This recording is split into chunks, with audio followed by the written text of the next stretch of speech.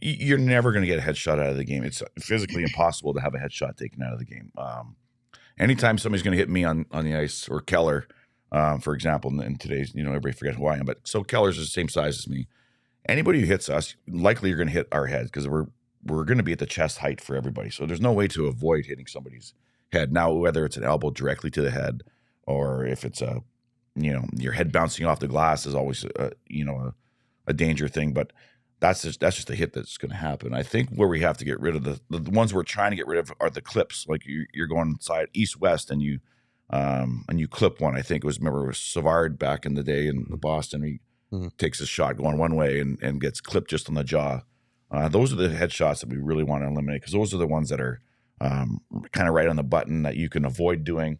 And the problem with that, though, Craig, is if I'm going east-west and I take a shot and at the last second I just kind of pull up a little bit, now my angle for the hitter, he has shoulder at one point, and if I pull up, now all of a sudden my shoulder's not there, and you go through the head. And it's not like it's a deliberate one, but it looks deliberate because he's going to finish that check. He's going to finish it no matter what.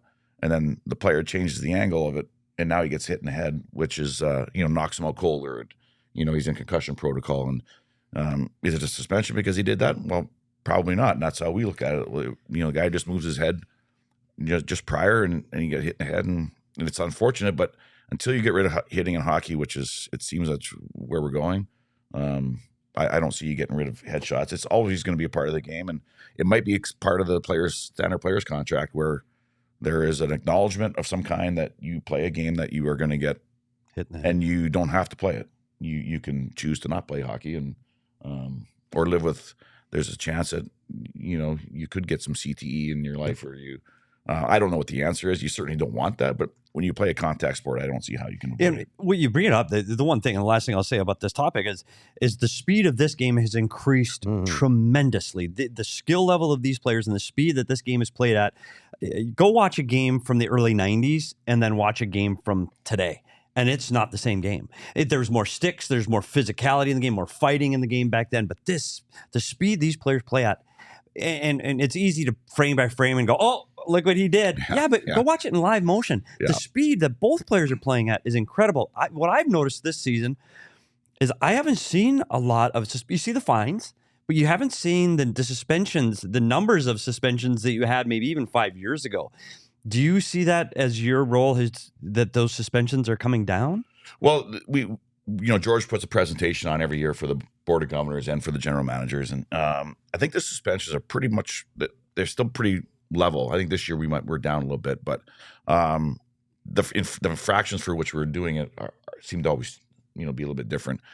This year I think we've suspended guys more for stick violations than headshots. Yeah. And for example, we suspended Thomas Hurdle from San Jose when opening face off the third period, Lindholm for Calgary cross-checks him, 3 in a row, and he turns around and gives him a whack across the side of the face with a stick. And I'm like, the difference in the old days, if you cross-check a guy once, you might get away with it. Twice, you're probably not. You're going to be in a fight, definitely by the third time.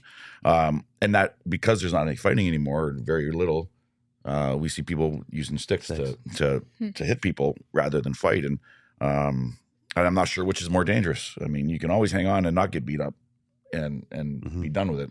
I'm not sure how you defend, taking a slash in the face. So, which also gets us to why I think the Michigan should be taken out of the game as well.